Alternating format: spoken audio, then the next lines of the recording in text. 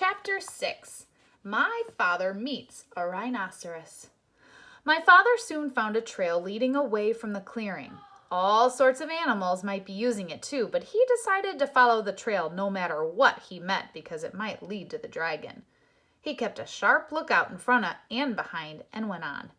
Just as he was feeling quite safe, he came around a curve right behind the two wild boars. One of them was saying to the other, "Did you know that the tortoises thought they saw Monkey carrying his sick grandmother to the doctor's last night? But Monkey's grandmother died a week ago, so they must have seen something else.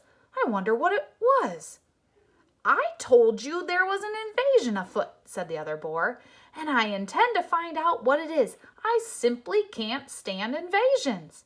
"Me neither," said a tiny little voice.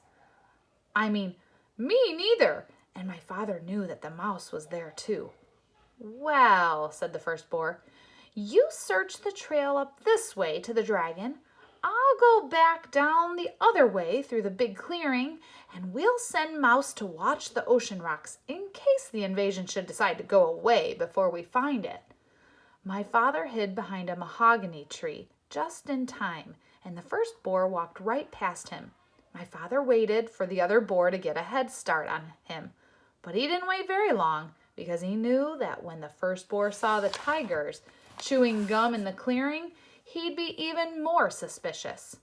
Soon the trail crossed a little brook, and my father, who by this time was very thirsty, stopped to get a drink of water.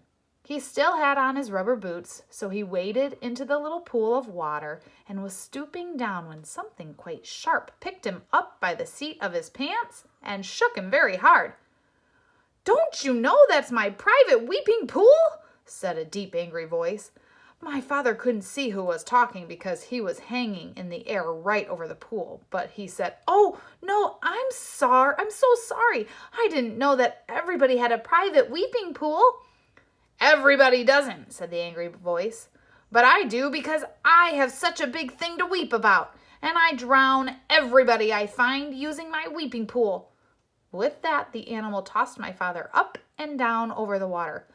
"What is it that you weep about so much?" asked my father, trying to get his breath, and he thought over all the things he had in his pack. "Oh, I have many things to weep about, but the biggest thing is the color of my tusk." My father squirmed every which way, trying to see the tusk, but it was through the seat of his pants where he couldn't possibly see it. "When I was a young rhinoceros, my tusk was pearly white," said the animal. And then my father knew that he was hanging by the seat of his pants from a rhinoceros's tusk. "But it has turned a nasty yellow gray in my old age, and I find it very ugly. You see, everything else about me is ugly, but when I had a beautiful tusk, I didn't worry so much about the rest. Now that my tusk is ugly too, I can't sleep nights just thinking about how completely ugly I am, and I weep all the time. But why should I be telling you these things?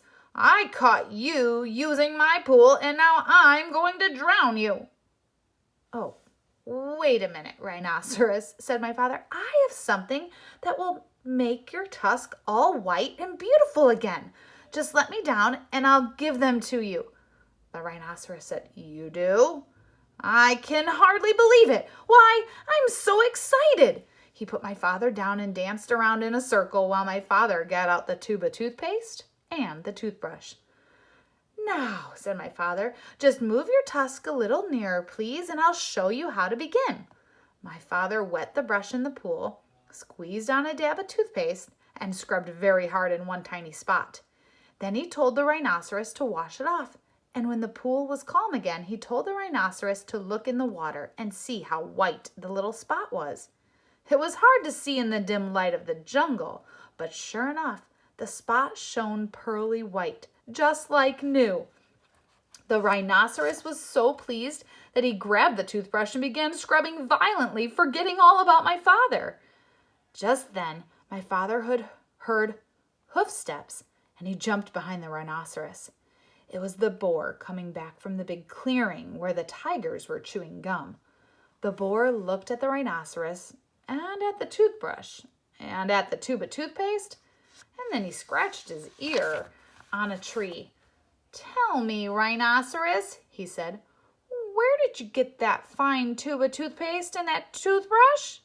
"Too busy," said the rhinoceros, and he went on brushing as hard as he could.